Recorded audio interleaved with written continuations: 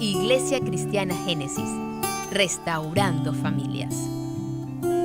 No solo somos una iglesia, somos una familia.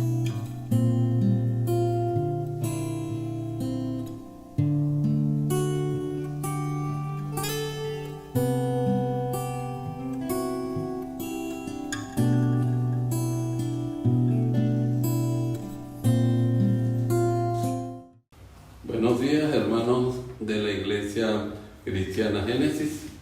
Vamos a proseguir con nuestras predicaciones del culto de nuestro domingo. Y el lema de este mes es la iglesia humillada ante la poderosa presencia del Señor.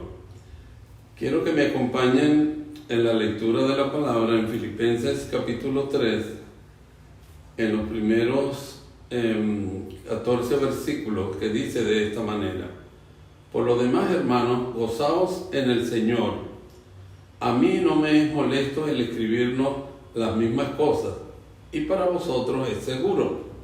Guardaos de los perros, guardaos de los malos obreros, y guardaos de los mutiladores del cuerpo, porque nosotros somos la circuncisión, lo que en espíritu servimos a Dios y nos gloriamos en Cristo Jesús, no teniendo confianza en la carne.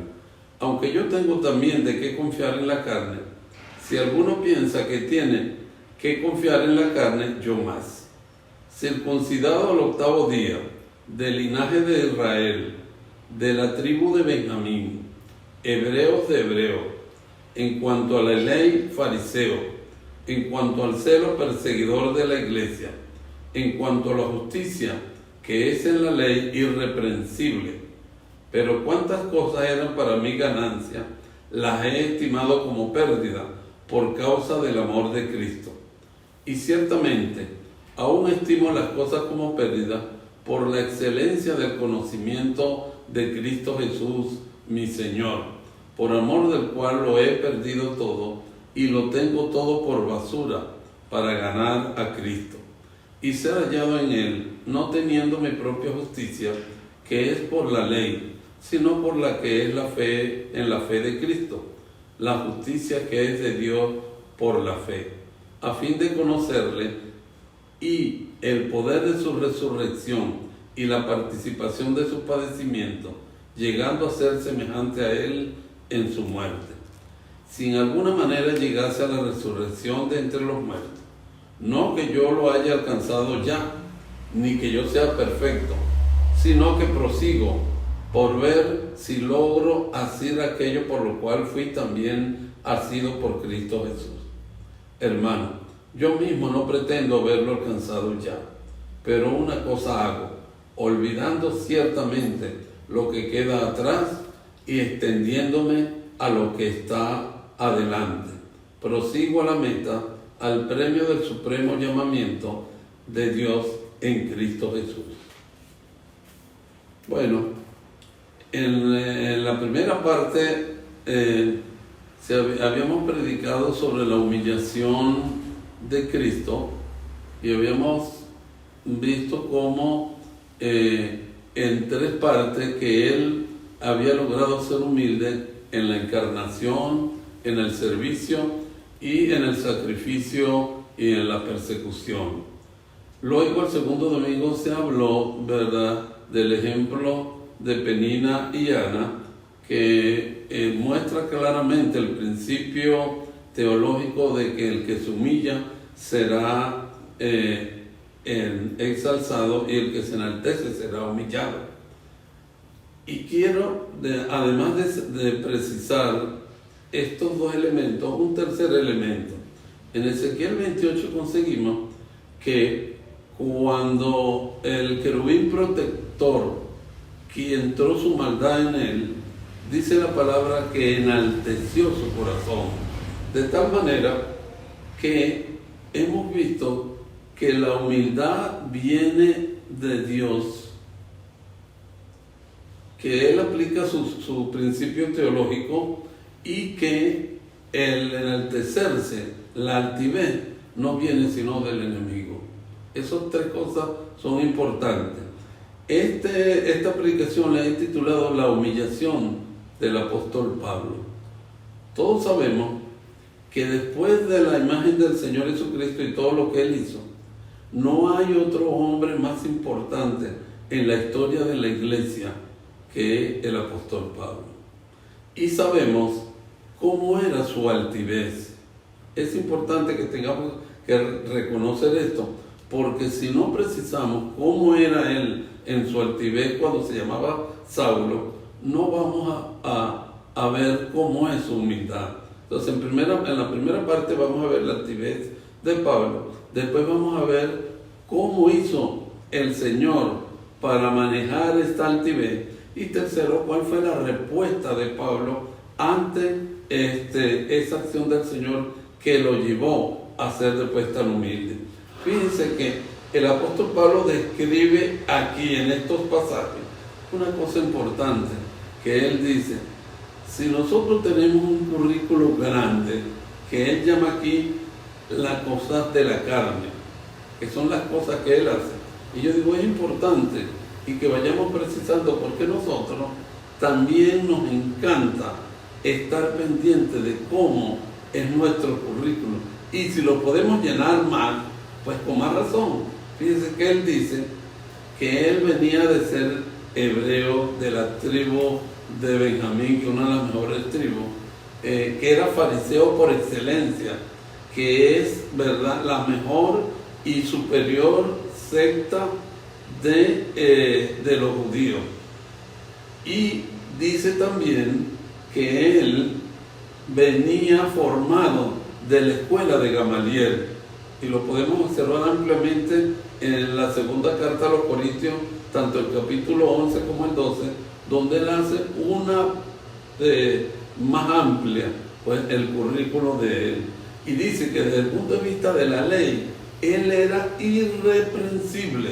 O sea, no había nada de error en toda su formación. Inclusive, ellos tenían que hacer dominar un oficio como parte de su formación fariseica, y él hizo el oficio de hacer carpas y campamentos desde el punto de vista militar. No lo hizo porque lo quería hacer, sino que eso se lo pedían como requisito para ser el mejor de los fariseos. Bueno, así era Pablo. Debió dominar ese oficio a la perfección, y más tarde lo vemos en Hechos y cuando él trabajaba en las demás iglesias en eso, haciendo esas cartas. Y tenía una cosa, dice él, distintiva de los demás fariseos, que era el celo, ¿verdad?, que tenía de su religión, al punto de que él enfrentó a la iglesia del Señor. ¿Y cómo la enfrentó? Porque él decía que Jesucristo no era sino un blasfemo, que estaba usurpando la posición de Dios, y él iba a demostrar que él estaba por encima de Jesucristo. Porque cuando él fue a Damasco, si ustedes se recuerdan, en el capítulo 9 de Hechos, él llevaba unas cartas, ¿verdad?, de las autoridades tanto eclesiásticas como de gobierno, para terminar el trabajo que había comenzado y limpiar a Damasco de las personas que creían en el Señor. Entonces, una actitud de esa, ¿verdad?, se lo digo porque cuando uno camina como con Pablo en la neurosis y le gusta estar enaltecido, todos hemos pasado por ahí, y a veces llegamos al Evangelio, créanme, y seguimos aferrados a ese currículum tan grande que nosotros tenemos. Y aún así, mire, yo le puedo contar que cuando regresé de mi posgrado, yo quería enseñarle a mis maestros que yo había aprendido mucho más de lo que ellos me habían enseñado, y resulta pues que el departamento de pediatría tenía varios servicios. Me pasearon por todo y de todos me botaron, porque decían que yo quería saber más que ellos, y yo no lo veía, pues era mi altivez de ser mejor. Ya no le estoy echando el cuento cuando los alumnos me llamaban puente roto, Estoy hablando ahora de que mis maestros que me habían enseñado pediatría en mis comienzos no me soportaban, me sacaron, me mandaron a sala de parto que estaba fuera de pediatría, y aún así allí pues la gente de sala de parto protestó y no me querían. Se reunieron los de pediatría y un solo doctor dijo que él quería trabajar conmigo y me llamó aparte y me dijo: mira, te pedí solamente con una condición. A mí no me importa si yo me equivoco en un diagnóstico y tú me corriges, pero tengo que decirte que los demás están muy bravos contigo, porque ellos que fueron tus profesores y tus maestros, hoy tú te portas como que si ellos fueran basura. Entonces yo decía: pero si yo lo que quiero es mostrar lo que yo aprendí. Él me dijo: tú puedes mostrar lo que tú aprendiste, pero es que te estás llevando a todo el mundo por delante. Y eso, estoy hablando de que aún ya yo era un líder cristiano, y uno a veces no se da cuenta de eso. Es lo que quiero que vean, que esa altivez la abrí producto de la humillación que enseñaban antes en los posgrados, que en vez de aprender a ser humilde, pues aprendí a ser más humillante. Y no me di cuenta, abrí esa puerta y el enemigo entró. Y fíjense cómo actúa el Señor en esto. 2 semanas después de ese encuentro, visita el gobernador, que para aquel tiempo algunos lo podrán oír, que se llama Oscar Chelly, al hospital, y tiene una discusión con mi jefa en pediatría, y de ese producto de esa discusión, él opina en la radio que se reunió el CNDAD y iban a quitar a esa doctora de la dirección, y había un muchacho, hermano nuestro, que me había recomendado en mi cargo, y le dijo al gobernador que tenía un candidato que era yo, y él lo anunció por la radio de Puerto Cabello que yo iba a ser el próximo director del departamento de pediatría. Fíjense cómo el Señor va preparando a uno, que si no me hubiese dicho y no me hubiese mandado al otro doctor a decirme lo que me dijo, indudablemente yo, como estaba con mis humos tan altos, quería apoderarme de esa jefatura. Sin embargo, mire, tuve que hablar con ella y tuve que rechazar del propio gobernador esa oferta, porque jamás podía pasar. Inclusive, ellos se habían reunido y dijeron: si Naín llega a ser el jefe, nadie lo va a aguantar y todos vamos a renunciar en masa. Pero fíjense cómo Dios prepara a uno, y eso es lo que yo quiero mostrarles, para que vean cómo uno de allí viene, ¿verdad?, a ser como Pablo. Fíjense, cuando en el camino a Damasco Pablo es derribado, ustedes no tienen idea de que un personaje como Pablo no podía darse el lujo de caer al suelo, porque caer al suelo es como nosotros decimos ahorita: oye, estoy tan mal que estoy en el suelo, pues dice uno. Bueno, el Señor se encargó de llevar a una persona tan grande como Pablo al suelo.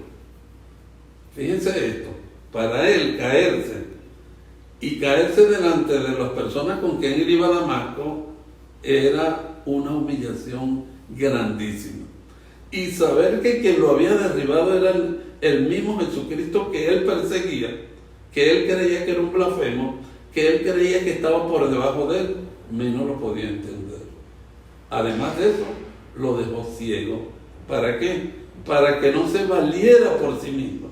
Una persona tan engreída, ¿verdad?, tuvo que ser llevado de brazos, ¿verdad?, por alguien hasta el llegar a la casa donde estaba en Damasco. Y tuvo 3 días ciego. Imagínense cómo al principio ardería él en su rabia, y después tuvo que acomodarse a eso, porque es lo peor que le podía pasar.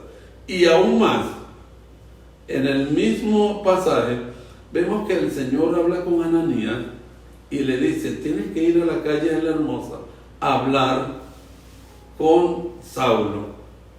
Ananías, indudablemente, por el miedo que significaba conseguirse con Pablo, no quiso ir. Y uno se hace la pregunta: bueno, si el Señor le puso esa ceguera, ¿por qué el Señor mismo no se la quitó? ¿Por qué tenía que utilizar a Ananías para que le quitara eso a Pablo? Bueno, si ustedes recuerdan, en las cartas que llevaba Pablo, no había lugar a duda que Ananías era uno de los que se iba a echar al pico. Ananías iba a ser o maltratado, encarcelado o asesinado por Pablo. Y ese mismo Ananías fue que lo fue a recibir allá para que le cayeran las escamas de los ojos.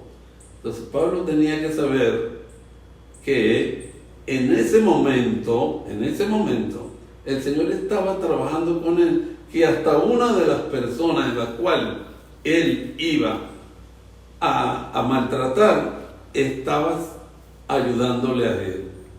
Eso lo hizo, ¿verdad?, reflexionar de tal manera que después, ¿verdad?, el Señor logró que Pablo bajara esa altivez. Y así pasa con nosotros. El Señor nos pone, mire, nos pone cosas para que nosotros sepamos cuál es nuestro lugar en relación a ellos.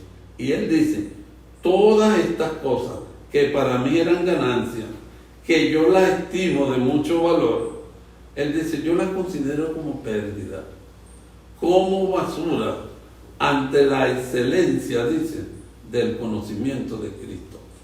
Pablo dice, todo ese currículo que yo tengo, que no crean, que no me llega a mí ni por la mitad. Y uno dice, oye, a veces nosotros no sabemos cómo ubicar. Mira, hay un hermano que venía aquí a la iglesia, que él sabía de computación y me dijo un día, oye hermano, ¿será que es posible que usted me ayude a buscar trabajo? Y yo le digo, bueno, aquí tengo mi currículum, tiene 160 páginas. Yo le dije, hermano, pero usted con ese currículum tiene que aspirar a la presidencia, no aspirar más nada, ¿verdad? Y yo después vi, y él no me lo entendió, me dijo que ese era su currículum, y que yo se lo había dado, y después lo conseguí de vigilante de una urbanización. El Señor, mire, no lo podemos engañar. Pablo dice que todas esas cosas Él las tiene como pérdida y como basura con tal de ganar el conocimiento de Cristo. O sea, conocer a Cristo, dice Pablo, no hay currículo terrenal que valga. Se lo digo porque nosotros, en esta pandemia, uno de los propósitos que era acercarnos a Él, que debimos poner eso como primer lugar, no lo pusimos. Pablo dice, oye, que mi título de Gamaliel lo tenga por basura, porque no hay cosa más grande. Él lo llama la excelencia del conocimiento de Cristo. No es fácil decirlo. Y mucho menos aplicarlo, porque nosotros, como dice Pablo, estamos llenos de esas cosas externas y de la carne. Mire, mientras más nosotros tengamos nuestro currículo más amplio, nosotros creemos que somos más correspondientes con las bendiciones del Señor. Y Pablo dice que no.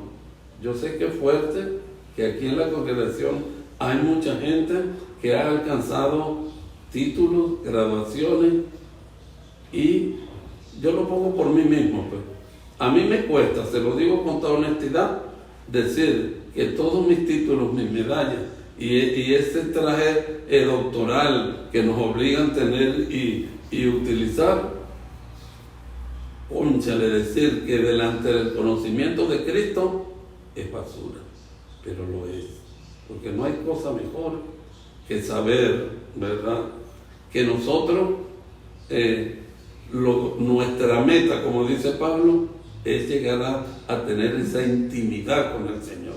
Y en el 12 dice, yo no lo he alcanzado, pero prosigo. Fíjense usted la humildad de Pablo cuando él dice, imagínense, con todo lo que alcanzó Pablo, imagínense, si leemos todos los Hechos de los Apóstoles, donde se centra casi la mitad en él, y con todo eso que Pablo diga, después que habló en el capítulo 2 de este mismo Filipenses de la humillación de Cristo, decir que él aún no lo ha alcanzado, que él sigue adelante, que él no mira su pasado lleno de todas esas grandes logros que él había conseguido, para él, dice, lo dejé atrás.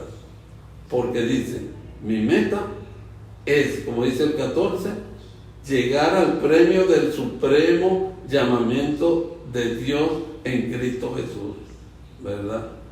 Y esa debe ser la meta para nosotros, llegar a ser semejante al Señor, sabiendo que cada vez que nosotros apelamos a nuestro currículum, apelamos a lo que tenemos, porque aún nosotros podemos ser altivos con cosas pequeñas, eso proviene del enemigo y nos aleja de nuestra relación con el Señor, de tal forma que si nosotros conocemos la verdadera humildad, no es más que rendirnos bajo el señorío de Cristo Jesús, ¿verdad? Por una razón muy sencilla. Él, en su amor y en su misericordia, nos alcanzó primero a nosotros para que nosotros después le alcancemos a Él. Bendiciones, mis hermanos.